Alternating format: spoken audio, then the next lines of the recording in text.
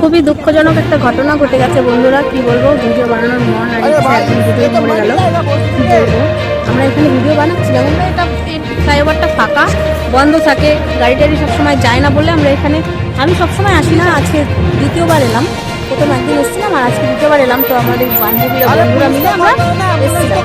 তো এসে যখন ভিডিও করছিলাম, ফাঁকা রাস্তা দেখে করছিলাম, দুটো বাইক এমন স্পিডে আসছিল, এতটাই স্পিডে আসছিল না, সেই আওয়াজ দূর থেকে, অনেক দূর থেকে আওয়াজটা পাওয়া গেছে যে গাড়িটা আসছে এত স্পিডে।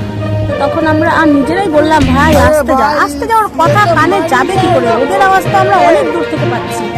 তো সেই গাড়িটাই ওই অনেকটা দূরে গেছে। তো যাওয়ার অনেকক্ষণ পরে আমরা খবর পেলাম, শুনলাম যে স্পট ডেথ হয়ে গেছে। একেবারে তিনজন ছিল, একটা ছেলে হয়তো বাঁচবে, কিন্তু পা একেবারে ভেঙে একদম খুব বাজে অবস্থা, আর দুজন তো মনে হয় নেই। তো এই পরিস্থিতি হলো, কি বলবো বন্ধুরা, কথা বলার কোনো ভাষা নেই।